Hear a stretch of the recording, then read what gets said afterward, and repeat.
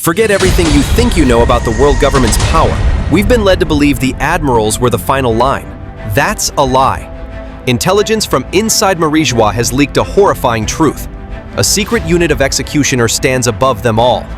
The God's Knights. And their power is something we've never seen before. A demonic gift from the top of the world that makes them functionally unkillable.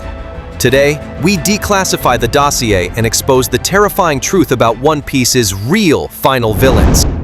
Before a single fist is thrown, battles are often won by authority. In the rigid hierarchy of the world government, the God's Knights sit at the absolute apex. Let's be perfectly clear. An admiral like Kizaru or Fujitora is a high-ranking employee. They are a public-facing symbol of military might, bound by rules, protocol, and a chain of command. They answer to the fleet admiral, who in turn answers to the commander-in-chief, who answers to the 5 elders. The God's Knights bypass this entire structure. Their authority is not military, it is divine. They are the literal right hand of the celestial dragons. If a God's Knight gives an order, even Fleet Admiral Akainu would be expected to obey or face charges of treason against the gods themselves. We see this with CP0, who can override marine captains, but even they are subordinate. The Knights are on another plane entirely. Their jurisdiction is limitless, their judgment final. This isn't just a bureaucratic distinction, it's a strategic one. The world's most wanted man, Monkey D. Dragon, a mastermind who has challenged the government for decades, does not consider the admirals or even CP0 to be the true final obstacle. He specifically identifies the involvement of the God's Knights as the beginning of the real war. This statement from a man of his strategic acumen is perhaps the single greatest piece of evidence for their power. He is telling us that everything we've seen so far, Marineford, the Clash of Yonko, is merely a prelude to the terror the Knights will unleash. To understand the power of the Knights, we must first dissect their leader. St. Garling Figerland is not just a commander, he is a living piece of history, and the key to many of the world's deepest secrets. Our investigation into him is broken into 3 parts. Plan A, the Butcher of God Valley. Garling wasn't just present at God Valley 38 years ago. He was a central figure, seen presiding over the brutal native hunting competition of the Celestial Dragons. The God Valley incident is the single most important event in modern history, a place where the Rocks Pirates, the Roger Pirates, and the Marines under Garp clashed in a battle that shook the world. For Garling to be there, not as a combatant, but as a figure of authority even then, implies a level of status and power that predates the entire current generation of top tiers. He has been at the heart of the world's power structure for at least 4 decades. Plan B, the Figerland Enigma. The name itself is a bombshell. For years, the movie One Piece film Red was thought to be non-canon, but Oda himself later supervised material that hinted at Shanks' lineage. The 5 elders spoke of Shanks' family, the Figerlands. The implication is staggering. Is Garling Shanks' father? A close relative? The evidence strongly suggests a direct connection. This would mean that the supreme commander of the God's Knights is related by blood to a Yonko. This raises terrifying questions. Does Garling possess the same potential for supreme conqueror's haki that makes Shanks so feared? Is he, like Shanks, a master swordsman? It's highly probable that Garling is the patriarch of a family of haki masters, and his own abilities could be the origin point from which Shanks' own legendary power stems. Plan C, the mind of an executioner.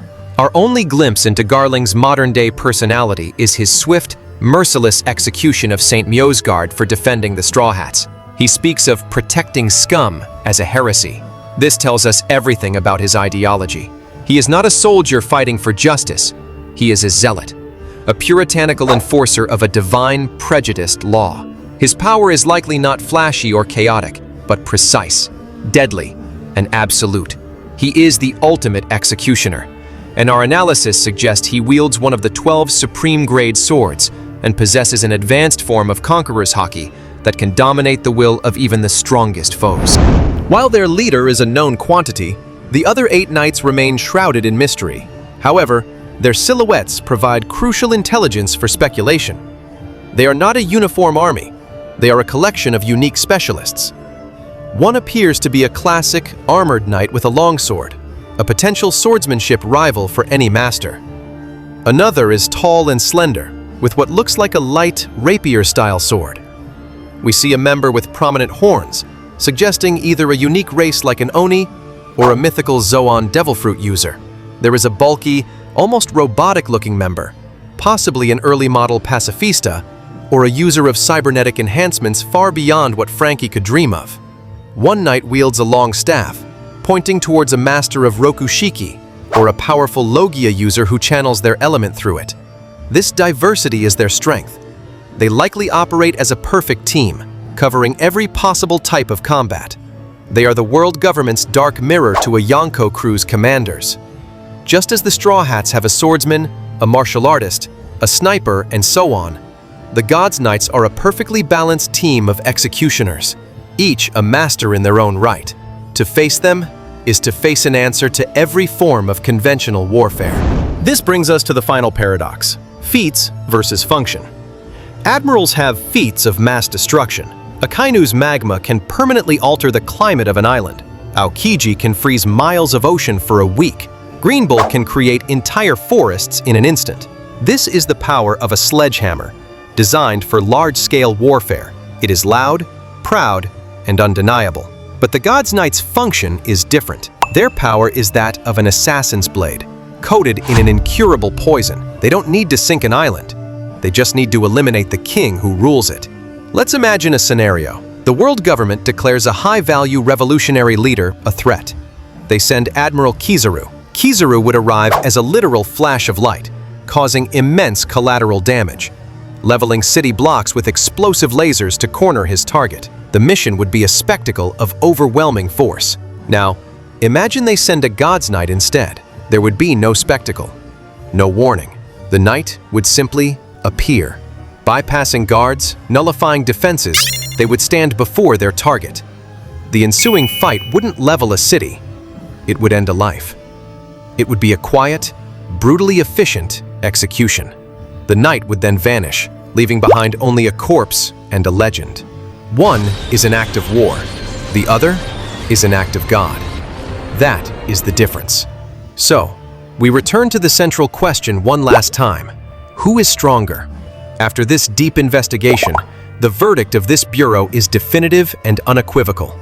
In a contest of raw, wide-scale destructive power, an admiral may have the superior feats. But this is a limited, narrow view of what true power is. When we analyze authority, tactical function, narrative importance, and most critically, their otherworldly power system, the Gods Knights are on another level. The Marine Admirals are the ultimate weapons of the world government's military. They are a known quantity, a force of nature designed to wage war.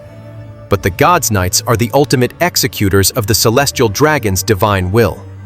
They are an unknown, supernatural terror designed to deliver absolute judgment.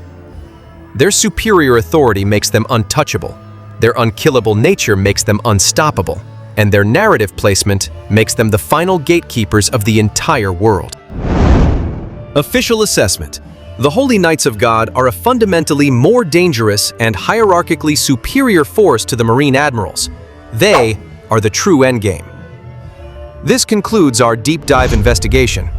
Do you agree with the Bureau's assessment? What is your intel on the Gods Knights' potential weaknesses? Report your findings in the comments below.